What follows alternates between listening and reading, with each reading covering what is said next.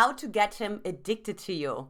5 powerful secrets. This video will help you to avoid being ghosted, being breadcrumbed, and of course being treated like a doormat and ultimately rejected. Comment below with "I am ready" if you are done with attracting unavailable men into your life. If you like what I wear, my background, my flowers, or anything else about this video, then please comment, like, and share this video with all of your girlfriends.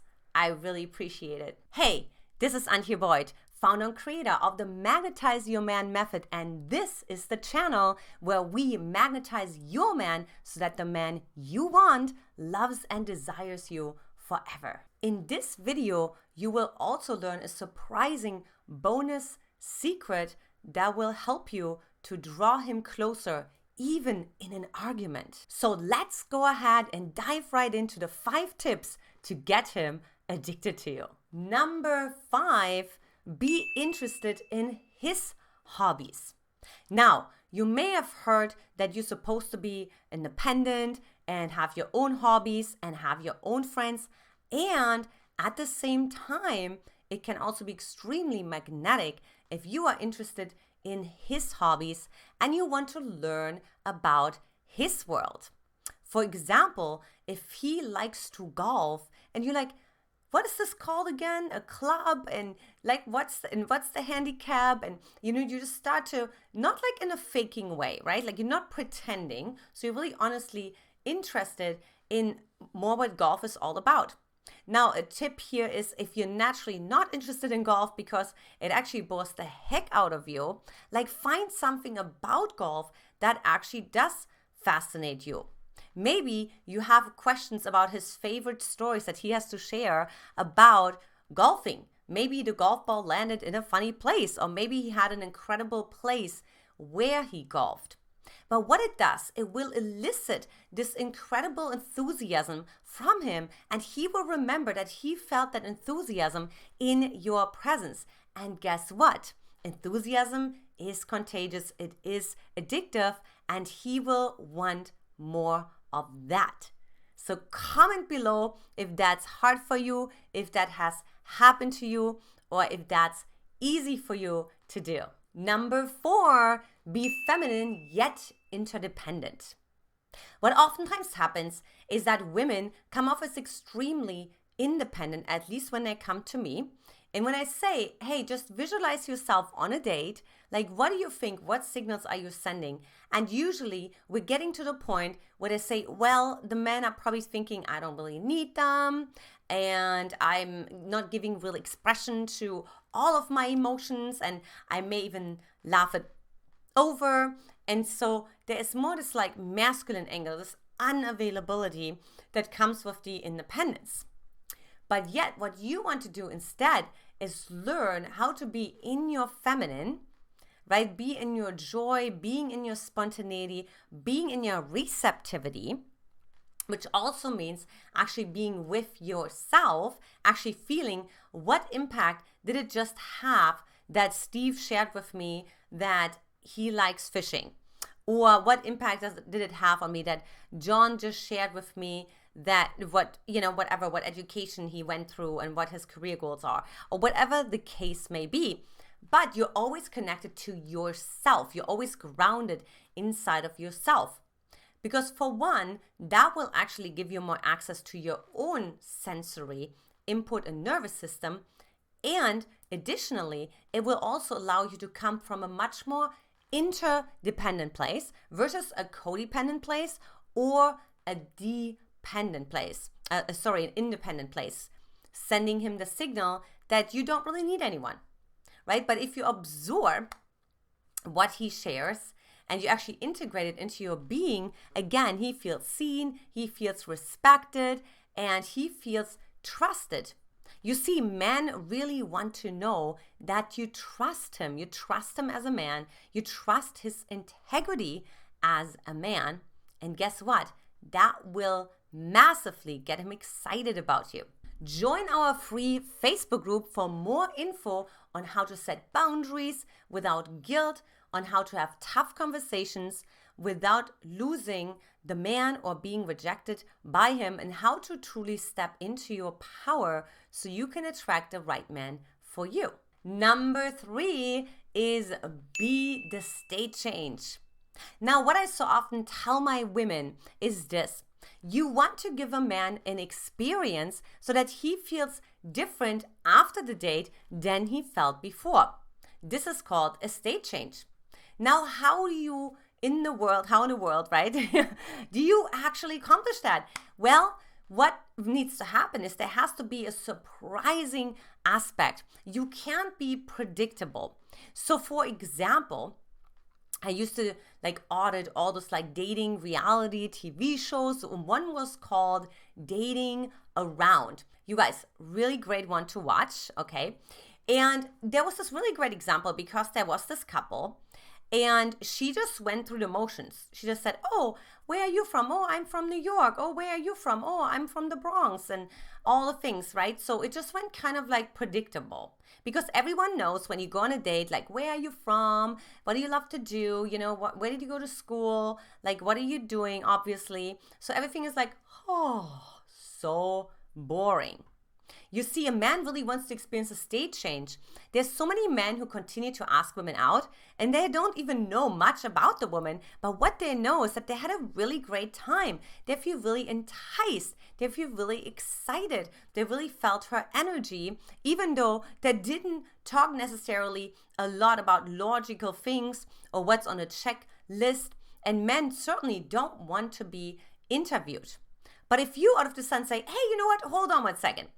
And by the way, I started to do that when I did speed dating back in San Francisco when I was single. And, I would say, I just got to do something different because we're all bored out of our minds, going in the same round, having 12 times say the same answer. I can't do that, right? So I said, so for example, if you were an animal, what would you be and why? See, this is so interesting. And by the way, I had fantastic experiences with that. Lots of incredibly deep and unexpected conversations. And of course, I got asked out over and over again. When I lived in Bali, I told one of my friends who was an 8-figure business owner about this. He laughed at me. He was about to go on a date and he said, Antia, you're out of your mind. She's going to think I'm nuts. I'm like, well, try it, because you have to be a little nuts. You have to be a little bit out of the ordinary to create a state change, to not be predictable and boring. So he's like, well, I'm not going to do that. However, the next day he came back and he told me that indeed he actually tried it out because they got to a moment where there was silence and there was a gap. And he's like, well, now what, right? It kind of fell a little flat. He's like, well, and so how he phrased it is well, my friend is a dating coach and she had this crazy idea, she thinks we should ask ourselves those questions. And the woman ended up loving it. They had the best time ever.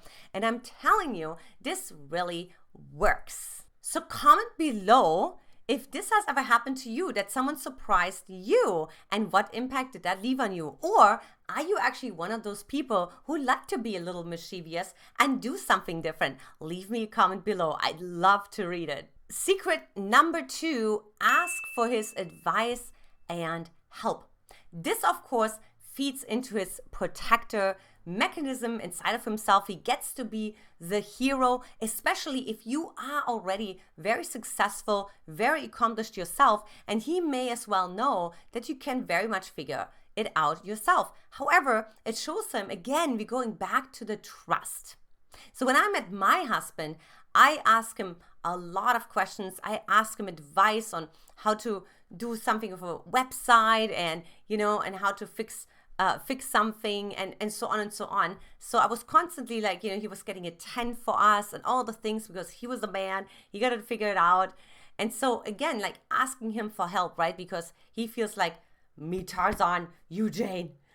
And there's something so attractive and so playful about this that it makes it extremely magnetic, and the man will want to ask you out again. On that note, take our free Magnetize Your Man quiz so you get more detailed dating strategies for yourself. So you can simply click that link below or hop on over to mymquiz.com.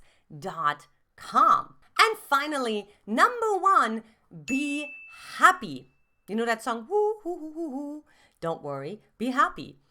And I'm not saying that you should fake it until you make it. If you're not happy, like, please. It's also about emotional unavailability. Of course, availability for the most part, right? And avoiding emotional unavailability. So definitely don't pretend you're happy when you're not happy, because he's gonna feel the incongruency. However, I'm just thinking about the little girl. So right when I met my husband, I was just like happy-go-lucky. I was just like being my silly, goofy, spontaneous self, and I was just kind of carefree in a way and just happy with life. And this has, of course, a lot to do with like being happy with yourself. So how can you be more happy with yourself? How can you build yourself up before you go on a date? Oftentimes, of course, what can help is, of course, playing really playful and fun songs, sometimes even from your childhood. And I know you may find that's ridiculous, but you know what? The most unusual ways of dealing with things are usually the most effective. So you can give that a try. And also writing down a gratitude list. Like, what are you grateful for? You know, and you will actually see, wow, there's so much in my life to be grateful for. And that gives me so much joy and happiness. Now, I'm curious, what do you think is the most attractive trait to a man? So comment below, and what we're gonna do is we're gonna randomly pick one of the comments, and we will send you a free copy of our book, Magnetize Your Man. And here's to all of you who stayed until the very end, our bonus secret, which is don't emasculate him in a fight. Wow, this is actually the moment where you can create the most trust, the most bonding, the biggest amount of rapport that you could ever imagine, because you actually see each other in basically your worst light. And usually what happens is there's a lot of abuse of power that takes place. And some men indeed are used to being emasculated in that moment. For example, I had just a client share with me yesterday that she went on a date with a guy who expected that she is going to freak out on him because he was 20 minutes late. Because that's what happened with his ex. And so this is so often true. But if you are the one who doesn't emasculate him, who still respects him, you can still express your, that you don't agree. Of course, you can even be hot-tempered, but you're like, you know what? Like, we're not going to go below the belt line because I respect this man too much.